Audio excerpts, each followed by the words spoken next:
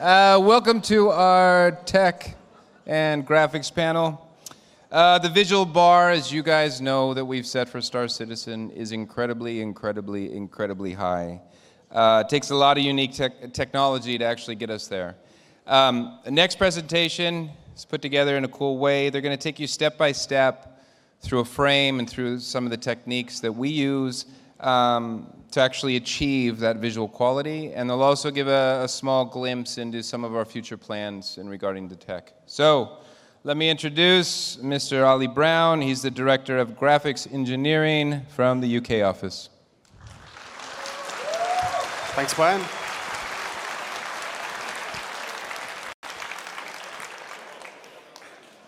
Hey guys, so we've got a few things to go through today. The first thing I'm going to do is do a bit of a deep dive into looking at all of the things we do and to make up one frame of Star Citizen. And as you all know, we use Lumberyard as our base engine, but we have some different requirements to Lumberyard, so I'm going to particularly point out the things that we've had to extend and build on top of Lumberyard. After that, I'll go through some of the recent updates we've put into the 3.0 that will be in your hands soon, and then touch on some of the graphics roadmap that's coming up, dive into some CPU parallelism, which goes back to what Chris was talking about with Intel earlier, and then talk about some of the mid to long-term goals we have in the graphics and the tech department. So just to start you off, I'm just going to give you a quick video to show you all the breakdown of one frame, and then I'll go through and explain what you're seeing on screen now.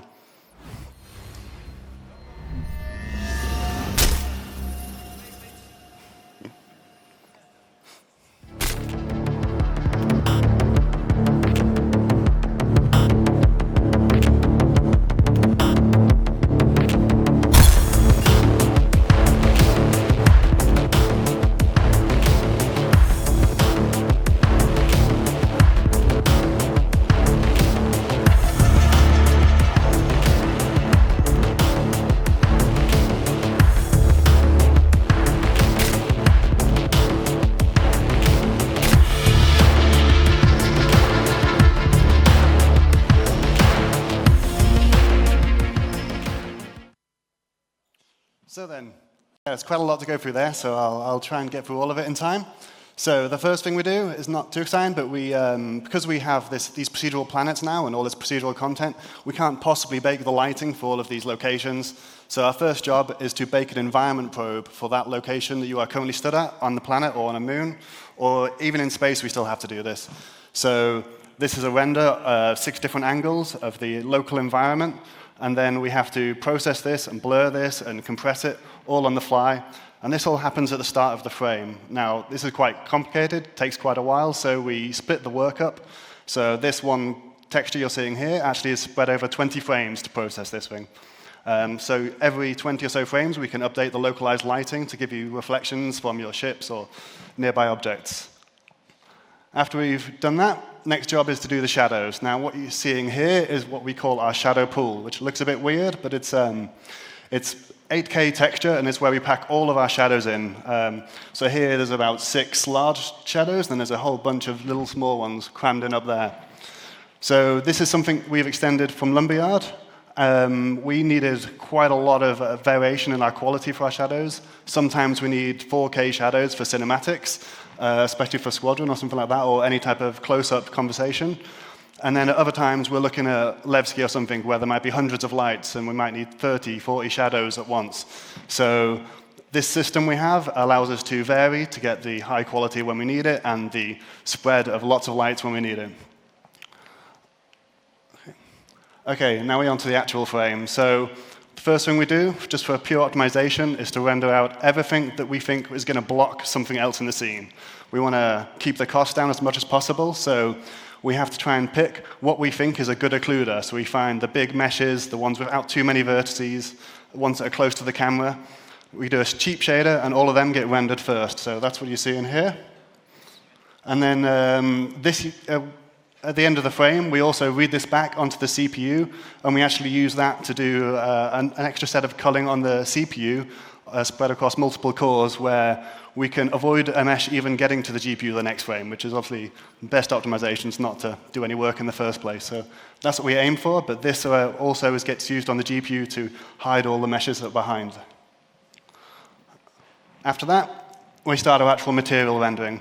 Now, this is just a tiny subset of the textures we use on one material, but we can have like up to 15 or 20 textures on one material. So this is, starting from the left, it's our albedo, which is our color, basically, a normal maps, a smoothness map, a blend map, and a height map. And you typically have this set of textures twice for one material, but some of our materials have 4 or more layers, and the planet can have up to 12 layers. So now we're on to actually rendering the scene. So we don't actually render color, we actually render into what we call a G buffer, in what we call the Z pass, which is where we write out material information, like in this case, the normals, which means the direction that the surface is facing. So as well, it looks a bit abstract. And then we actually also render this in multiple stages. So we start off with the planet geometry, which is what you see in here. Put in all of our instanced objects, which here is rocks and some asteroids in the distance. And then it's all of our static objects. And then our dynamic objects and our characters. And then also our decals as well. And the ordering is really important, so we can composite everything correctly. For example, the decals might be like mud or dirt or something. You'd want them to apply to your static geometry, but not to apply to your dynamic geometry. They have a different system for handling that. Okay, after that, at the same time, we're rendering to about between 3 and 6 textures at once. So this is the next texture we're writing out, which is the albedo, which is a fancy word for color. We've got smoothness, which is how opposite of roughness, just how rough a surface is. The white areas are the smoothest. We've got reflectivity, which is based on the index of refraction or how hard a surface is. So all of our metals will appear bright white here, and all of our non-metals will appear a dark shade of gray. Here is the hue of the surface. It's not showing too much interesting here, but if you had like a gold or a brass, something that has a particularly colored reflection, it would show up in this one. We mask out some special materials, so you can see the guy's face. It's got a mask on it, and we've also got the planet terrain. We do some special effects on the surface of the planet, so that needs a special mask. And then a bunch of extra material properties. Now, these can vary per material, so on the face, it tells us how much subsurface scattering to do to simulate the skin, and then we use this buffer to store other miscellaneous data we might need for whatever material we're currently rendering. Okay, and now we're on to motion vectors, and this is what we use for our motion blur and also our anti-aliasing technique. There's not too much going on here because it was a fairly static scene, so the guy has obviously got I'm not sure if there's any variation in him, he's pretty flat at the moment. And there's the planet in the background, which also is a dynamic object, obviously. So that's got some motion vectors. But the rest of the screen is just black, which is because we know that we're stood on the planet, and we know that the static geometry on the planet must be moving just at the same pace. So we don't actually need to write anything out for them, and that's a bit of an optimization. And the last texture is just the emissive, anything that glows or has any bright surface. So we've got some headlights on the helmet, and we've got a few things on the speeder bike, and then we've got the sun. Okay, after that pass, we start doing all of our first stage of post effects. We have 2 stages of post effects, and for the first one, the first effect is to calculate the atmosphere. This looks a bit abstract because it's not actually the color of the atmosphere, but it's just a pre-computation to work out how we will do the atmosphere later and apply it at a later stage. This is something that was done by the Frankfurt office, the atmosphere, and the results seem to game are great. It's great to be able to fly up the atmosphere and see from every angle all the different colors you get. After this, we've got the shadows. So we saw the shadow map earlier, which is a view from each light of what the scene looks like from their perspective. Now we have to apply them to the screen. So we actually render 5 different shadow maps for the sun. This is the first one. And as we go further out into the scene, we layer up more and more distant but low resolution shadows.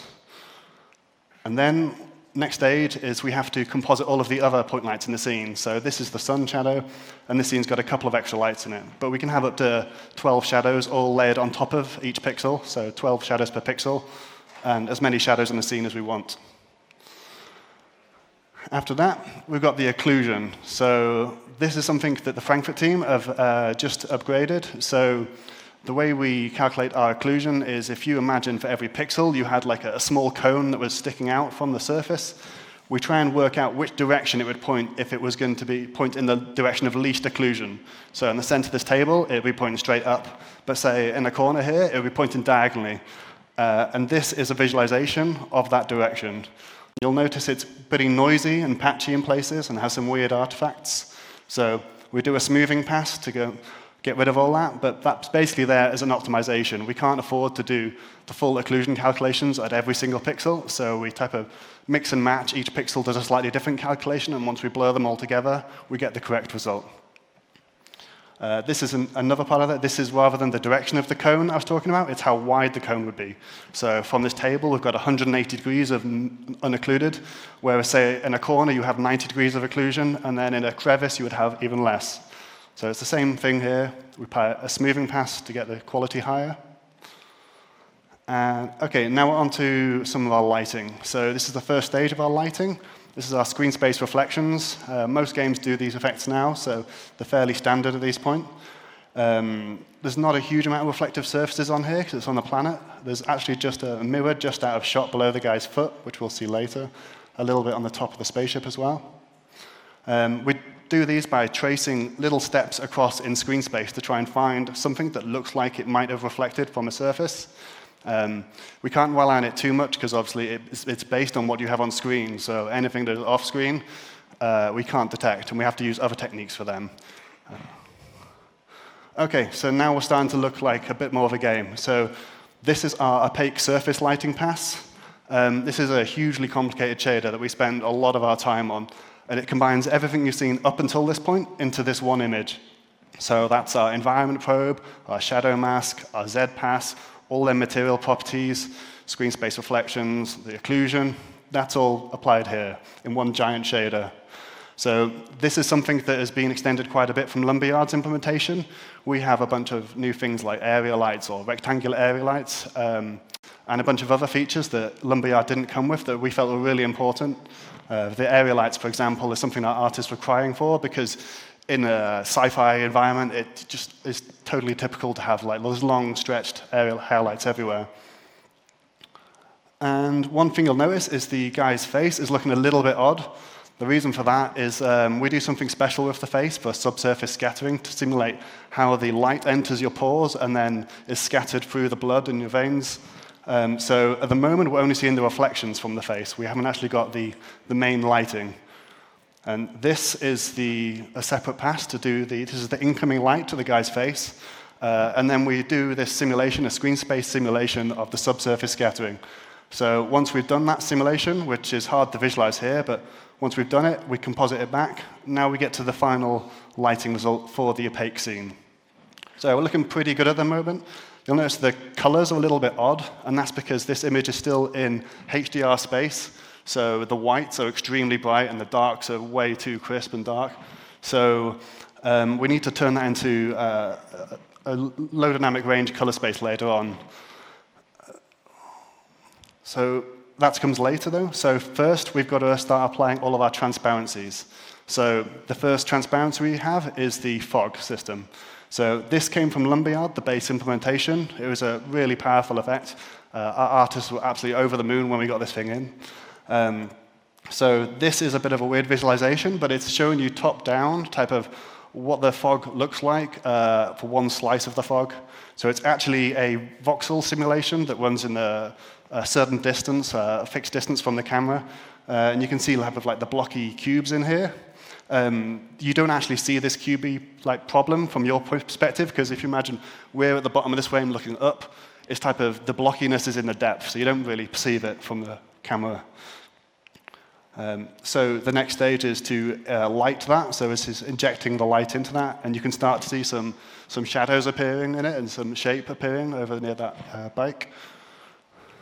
And then we apply it onto the screen. It's a bit difficult to see at the moment. It's still quite dark, but you can see the haziness and the glowing around that. There should be a slight glow here, but we'll see this a bit more later on.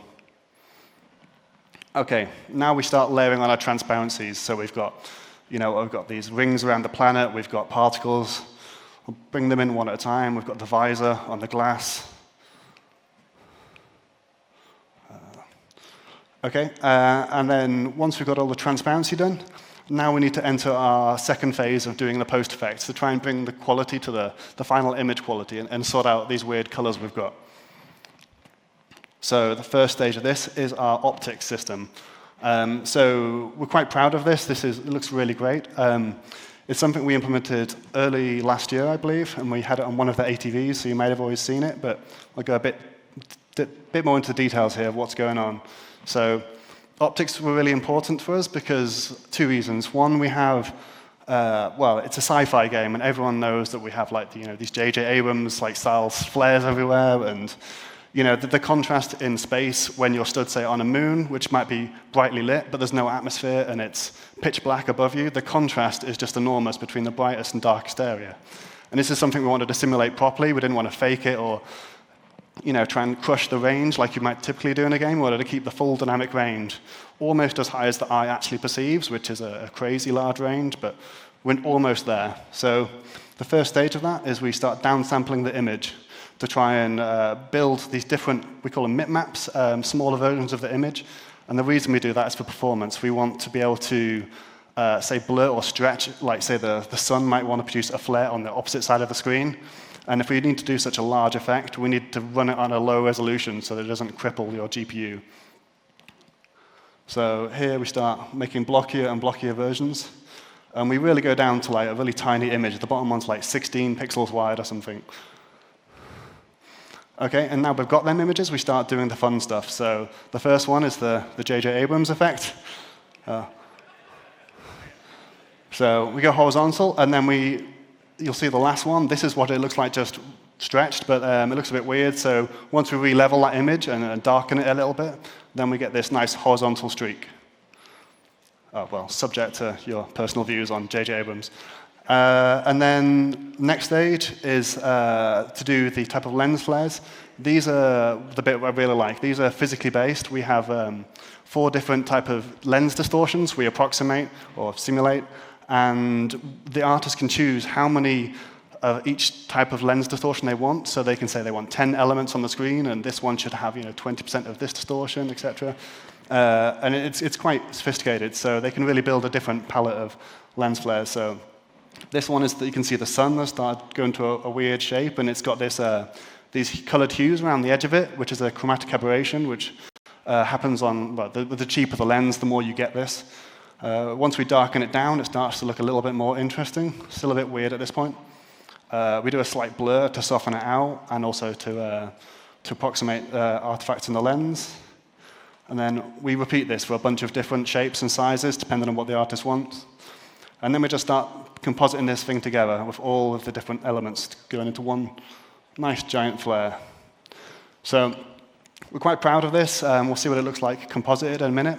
But the main benefit of this system is because it's fully procedural, it's based on whatever the image we've rendered prior to this point. So it's not like the artist has to say exactly how this lens flare should look on this particular light. It just, whatever image we get, it will generate lens flares as a real camera would do, which means things like the shape of your light really make a difference to how the lens flare will appear. And it also means you don't have to have an actual light source, just a light bouncing off a table or something, or a fire, or an explosion, or a laser bolt. All these things can produce lens flares. So it's much more dynamic. You get a lot more interesting effects from it. And it doesn't have to be these type of crisp flares. You just get a bit of glare as well. So if you're on like a moon or something, you'll get the glare coming up from the moon, which will look quite nice. The final advantage is, because none of it is based on the actual scene content, like the artist doesn't have to manually specify these things. It means that the art directors can come in later and totally repurpose and restyle the game by just changing the lens flares. So with the scope of our game, that's really important to be able to quickly manage all this content, because there's a huge amount of content in here. Okay, and the final stage of the optics is to apply bloom. This is fairly standard. Most games do this in the same way now, but it's also physically based and also a replacement for lumberyards. Color correction is next. This is a bit of an odd image, but this is what we call a LUT, a lookup table, where every single color is represented here, and it's a remapping. It tells us how to transfer from the color that we had in the first render into what the artist actually wants. So it allows them to change the hue or contrast, saturation, things like this. Now, the last bit of the optics that we're proud of that I didn't mention was this one. This is the exposure system, which is something that's quite new to us, and it's still being refined a bit. The planets and the moons really push the exposure system to its extreme, so We're quite proud of this. We generate a histogram of the entire scene, and we have to analyze how bright the scene is, and not just, most games would just look at how averagely bright the scene is, and then they would adjust the image to compensate, so that, like, to approximate what you'd get in your eye. But we go a little bit further because of the extreme contrast we have in the game. So we actually simulate two different mechanisms. The first is your pupil response. So your pupils can open and close from about 4 millimeters to 8 millimeters, which gives you a dynamic range of about 2 to 3 stops on a camera. So we have that, and that can bring you very quickly from a bright to a dark scene, but it's got this limited range, so it can't take you from an extreme. So if you walk outside from an dark interior like this to bright sun, you'll get a bit of an effect, but it won't be enough. And that's where the second stage kicks in, which is our rod and cone simulation, which does the much longer type of exposure and has a much wider range, but it takes longer to do it. We don't go to the extent of real life, which can take 40 minutes to adapt to the darkest surroundings. We crush that down to about 20 seconds, so you guys don't get bored. OK, so now we have to put all these optics together. So this is our high dynamic range input we saw before. And then we apply all these bad boys, and we end up with this, which is starting to look a lot nicer now. So we've got the flares, the colors look a bit better. And yeah, generally the colors aren't as the darks aren't as dark and the brights aren't as bright. Everything's a bit more representable on a normal monitor. OK, so once we've done this, we now have to clean up the image. So SMAA is an effect that was already in Lumberyard and in CryEngine before that. It does a good job. It basically finds all of your jagged edges. It classifies them into different types, like a left-hand corner, a diagonal, or whatever it might be. There's quite a few different classifications, which are represented by the colors here. And then once it's worked out what type of jagged edge it is, it applies effectively a smart blur. It tries to fill in the gaps and soften that edge to get the correct result if you'd have been rendering at a higher resolution. So if we go from pre-anti-aliasing to having it turned on, I think if you look, say, on the left of the character's leg, it does a really good job at softening that up. What you'll notice is, even though it looks great on the character, some of the areas like this crate still have significant banding and jagged lines on them. And I think there's a few other examples over on the bike over there. So we've recently just introduced temporal anti-aliasing to hugely improve the results of this, which is something we've been suffering from for a long time with the anti-aliasing on this game. So if you look between the two now, say on the crate, it completely cleans up everything that's left on that. And we end up with a really nice, smooth image. So this is something that's just going into 3.0.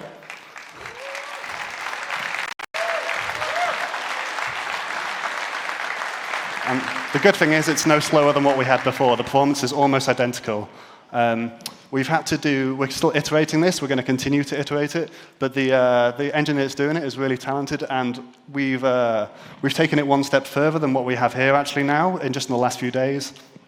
And temporal techniques basically work by looking at the previous several frames of motion. In our case, we look at 4 frames prior, and we work out from them previous 4 frames what the results should have been there. So we wobble the image ever so slightly, which is imperceivable to you, and then over the 4 frames, we work out what the details should have been in that 1 pixel, and we can recover that and get a nice soft result. But the problem with using the previous 4 frames, well, there's all sorts of problems, to be honest. It's caused us a lot of headaches. So we have a lot of moving objects, obviously. We've got spaceships that move. We've got planets that are moving. We've got all sorts of things going on that we might not have in a normal game. And we also have a UI, transparent UI, a transparent glass screen, a transparent visor. All of these things make it quite difficult to account for the previous 4 frames motion, because your visor might be spinning this way, the cockpit might be going that way. There's all sorts going on. So we've recently done a change that hopefully will work around them. But yeah, you'll be able to see this in 3.0 once you get your hands on it. OK, so that's our final frame. Looking nice, I think you'll agree. So I'll take you on to the next bit. So just to go back over some of the updates we've had. So some of this is not just the UK graphics team, but the Frankfurt engine team, which have done a lot of good work here. So the first one is the P4K system, which is our new data delivery system. It's something we use internally and externally, and it means the time to get a new build is vastly faster than it was before. Like undescribably faster. So we're really happy at that. Basically, the way it works is by, rather than having a few giant data files, we just have one enormous data file. But the delivery system actually goes in and finds the individual assets that need to change and only transfers the smallest part that actually needs to be sent. So, we can get patches in seconds where we would have been waiting hours in the office, or a 20-minute might be a typical build download. Now it could be 10 seconds. So we've changed the compression we use on this. And we've also added a dedicated SSD streaming path, which allows us to transfer multiple files at once. So yeah, this P4K system has been a huge benefit. And I think you guys will appreciate as well when you get any patches from 3.0 onwards, you'll notice a significant difference in the amount of time you sat there waiting for it to download. Next one is the service performance improvements. The server performance is something the Frankfurt team have really been concentrating on lately, even in the last week when we've been out in Ivakati.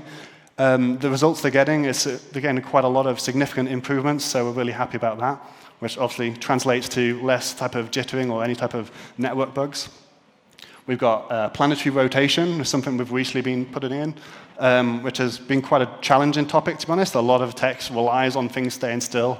And like I said, with the temporal anti-aliasing, we expect the floor not to be moving, but now everyone's moving at 1,000 miles an hour, no matter where you are.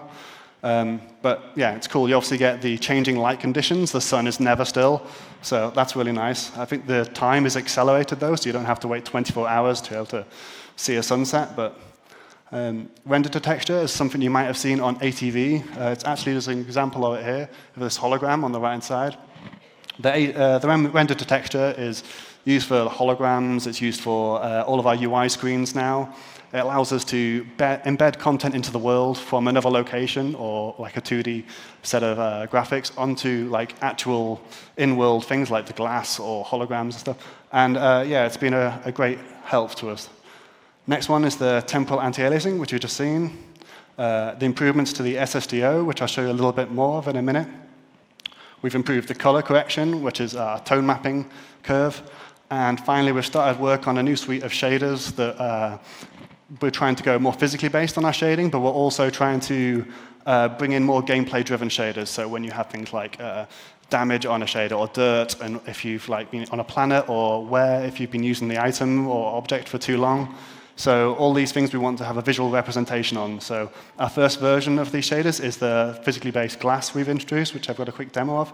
But that will continue after 3.0 when we go through all the materials, eventually upgrading them.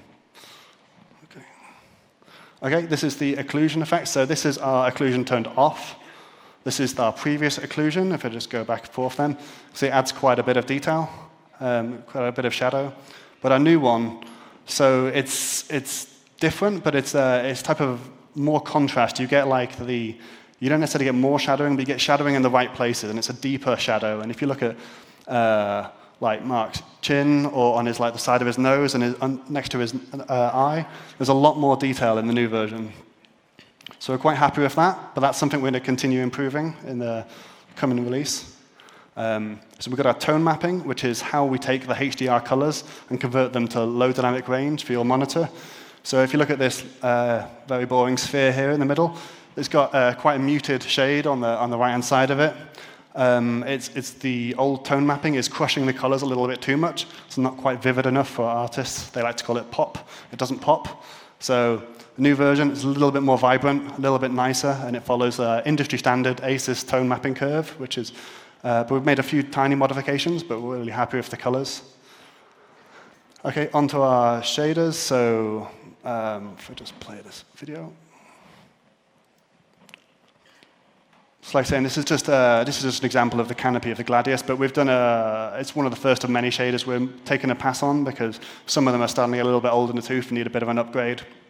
This glass has things like physically based refraction on it. It simulates the color shifts you get from a glass when it's type of greasy. There's all sorts of nice joys in this thing, which the artists can't wait to get their hands on. Just to give you an example, this is the old glass we had, which just looks like something that's clean and transparent, not much going on, and the new one is significantly more interesting. Now, obviously, this is my programmer art. Once it gets into the artist's hands, which it was only completed this week, they're going to start doing some much nicer stuff with this, and hopefully getting some of the ship's glass looking better for 3.0. Just to go through some of the effects. So here is like the thin film effect I said, that it gives you a slight hue on the reflections. We've got refraction, transmission if you want colored glass, dirt, which is one of the things I said we want some more gameplay interaction. And then here's an example of like a cracked piece of glass. This one's quite nice. When you get the side angle, it shows you that the cracks actually have some 3D to them.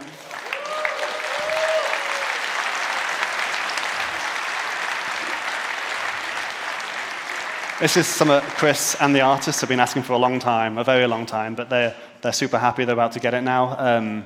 Yeah, with the physical simulation going here is quite involved just to get this, but it looks really good, and we're really happy with this.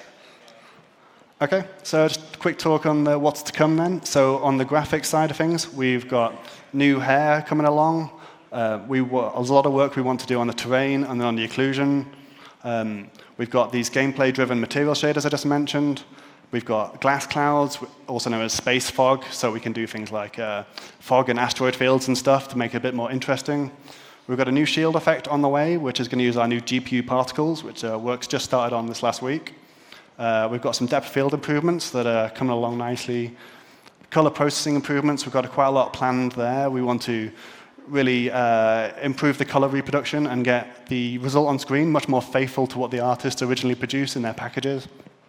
We've got the motion blur improvements, and then finally complex shading models, which allows you to do things like a clear coat, which is what on a car to get like the car paint effect. And yeah, something the ship guys, and particularly the armor and things like this, they would really enjoy having a bit more complicated shading on them.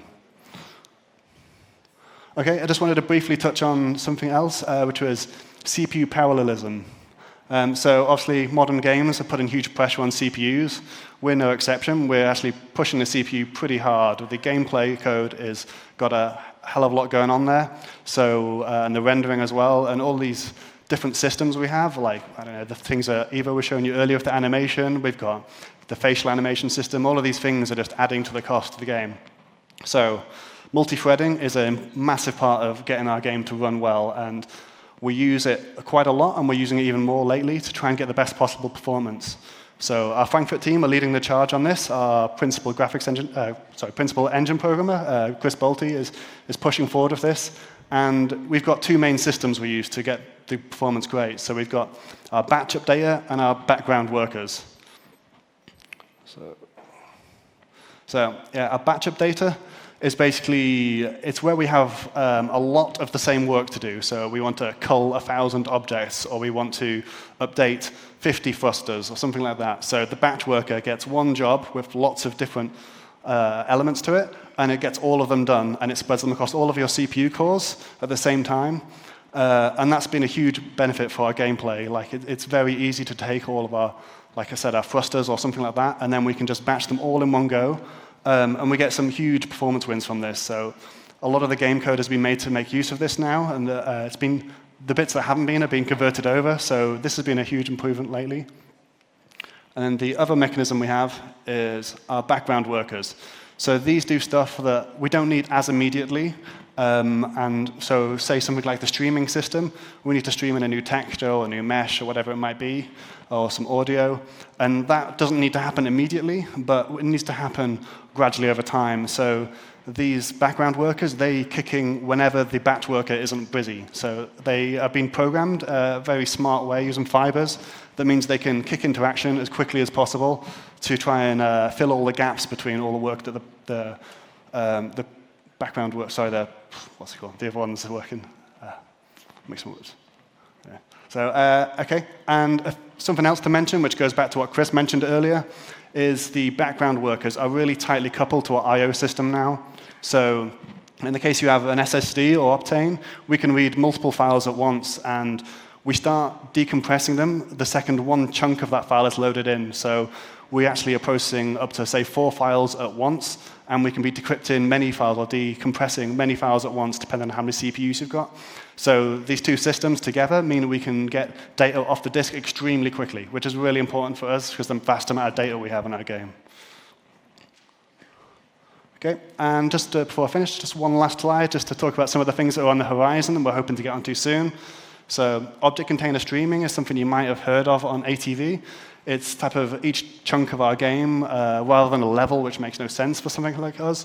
Each like the interior of a spaceship will be an object container.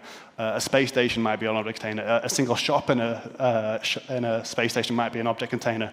This is type of the unit we use to build our solar systems. And we're working on the streaming support so that we can very quickly load and unload these things dynamically without affecting the frame rate and without a hitch. So that's in progress. The planet effects. So we've got all sorts of things we want to do on the planets. Some have been started, some are not so soon, but we've got things like improved shadows, like a bespoke system for shadows. Clouds, you've probably seen some demos of the first version of the clouds. There's something we want to continue working on. And there's many other things on the planets, like roads and other such things. And then in space, equally, we've got things like stars, the sun, and rings around planets. We need to get all of these effects improved. We've got some of the basics in for them, but there's a lot further we want to go on that. And then dynamic global illumination. So we have this on the planet with the environment probe you saw at the start of the presentation, but we need something equivalent for the interiors so we can accurately update the lighting. And this is crucial because we want to be able to shoot out individual light bulbs in rooms and have all the lighting correctly update. And we can't just tint the lighting or adjust it and fake it. We need to actually recalculate everything from scratch. And the reason it's more complicated interior versus on a planet is just because of the number of light sources that are involved. We might have in a room like this, might be 50 light sources in the room, and to calculate all that, while somebody sat there shooting all the lights out of a machine gun, there's quite a lot of optimization needs to go on there. And then next few things, so we've got to use the batch workers we talked about earlier. We've got 2 threads we run, 2 processes that compute the rendering and the physics, and they're still done without the batch worker. So we need to convert them over so we get some extra performance wins. And then when we've done the render one, when we've finished that off, that's what's going to enable us to really take full advantage of something like Vulkan or these new APIs that really let us, on the graphic side, spread out the work across as many cores as possible. And that's where we're really going to get some real performance wins. Okay, and that sums it up, so I'll hand over to Brian. Hope you enjoyed.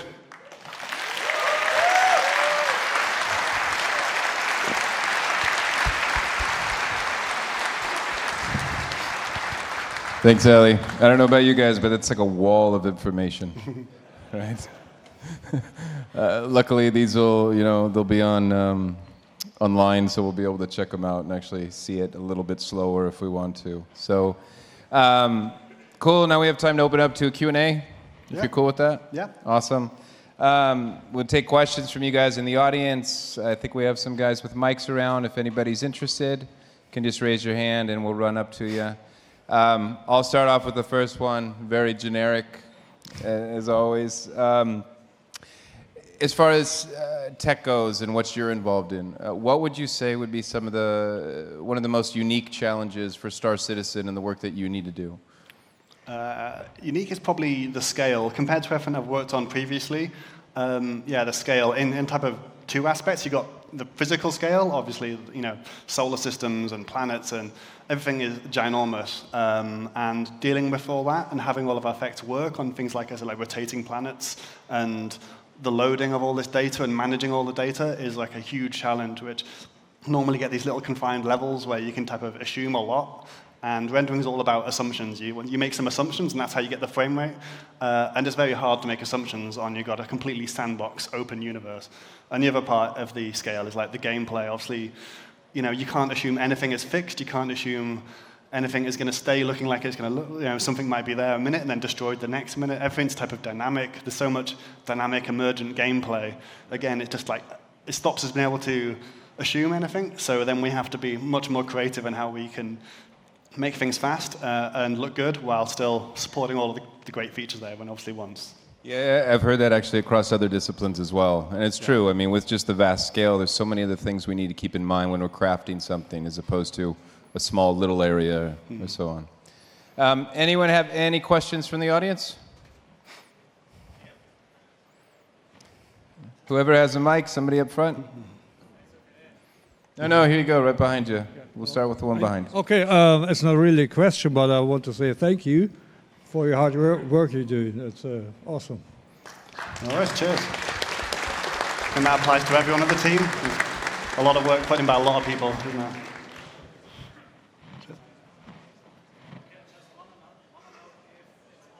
Hold on, wait for the mic. Here it comes. I just want to know if it's possible, thanks to render to texture, to have an internal bridge of a starship like in Star Trek.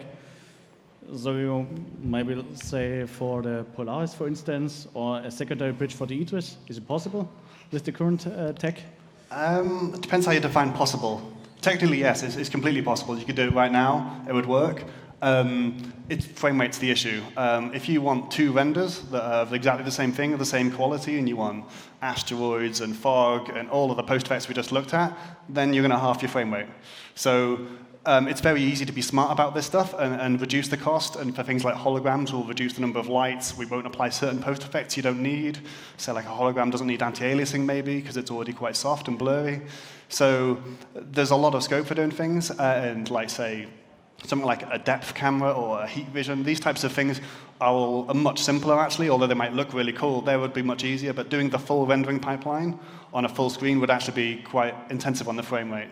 So probably not type of that side, but yeah, it's not a technical question, it's just purely performance and how much we want to be able to let the game scale back to a lower spec system. So that's all we have to keep in mind for that. But it gets asked by design every day, so you're not the only one.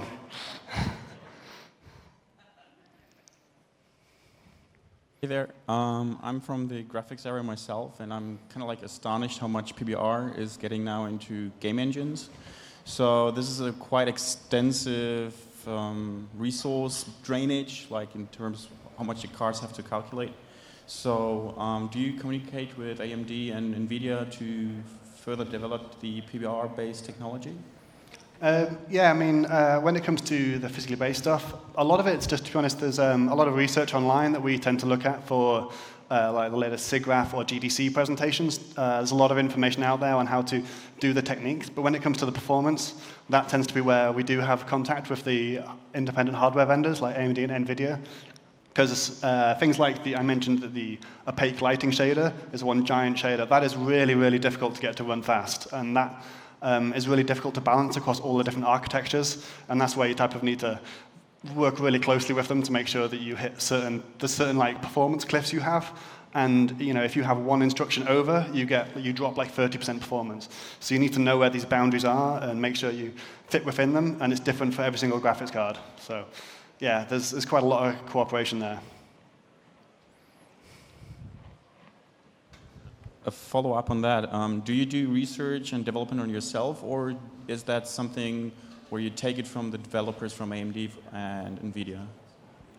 Like I say, we don't necessarily take it directly from them, and they do papers at GDC and SIGGRAPH like everyone else does. We take it from whoever's got the best. I mean, we do a lot of stuff internally, like say the optics stuff we showed. That was all in-house. One of our graphics programmers just came up with all of that himself. He'd done a lot of research on all this stuff. But other stuff, like say our area light implementation, we took a lot of the research from that's been done by other game studios and other places like that. But yeah, there's no one source. It's wherever the information is, you know, and it's quite open in game development. A lot of people are happy to share, just like we're showing the guts of our game here. It's quite open. So, Jeff, He's coming. A follow-up to the render-to-texture question. So you mentioned that like doing some sort of VR cockpit would be like too much of a strain on the system, but what's the extent of it? Like, for example, we've seen on the RSI Explorer armor, it has like this camera-looking thing mounted on the shoulder. So for example, like sending an away team and having like their point of view displayed in the cockpit, would that be like possible at all? So, I mean, so you said it's possible, but would it be reasonable? I'd have to see the actual case to say yes or no. I'm not the designer, and I don't know. Sometimes we just run this stuff and just test what the performance is. You never know, and you got like 100 different graphics cards you need to test on. But generally, the advice we've been given to designers, we've got a page type of showing what is likely to be possible and what's not.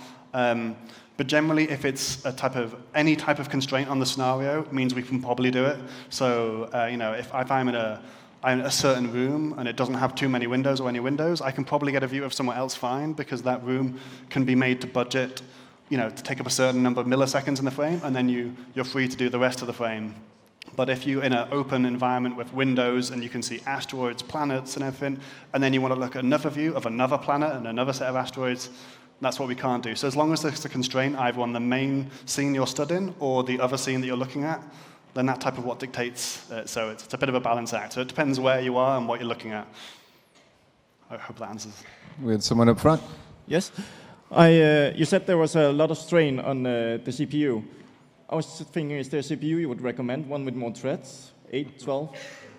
No, not particularly. I can't say one or the other. I mean, multi-core is just the key, though. Like, going wide is the direction we're going, the way that everyone is going. Obviously, the higher-end CPUs, like i7s and i9s, there's plenty of bandwidth there, and we're doing our best to fill that. So, yeah, I mean, the single cores, they can't, you could never compete on a single core. I mean, nobody has single cores now, but, there's physical limitations that make it extremely difficult. So going wide is the way. But in terms of a particular model, not particularly, no. We have time for one more quick question.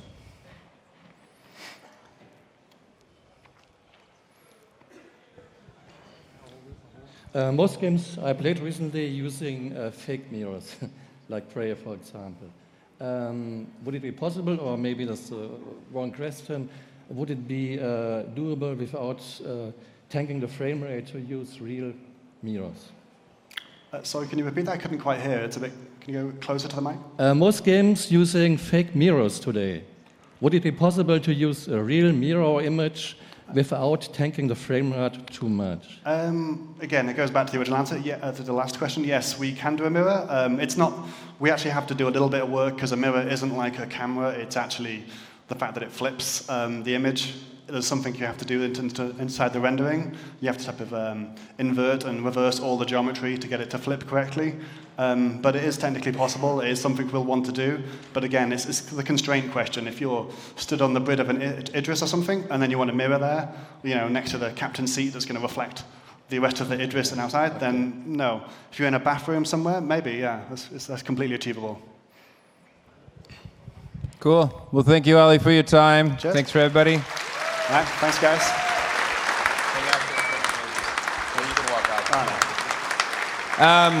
We're going to take a short break, roughly 10 minutes. Next up will be the Giant History, Physiology, and Language. Thanks, guys.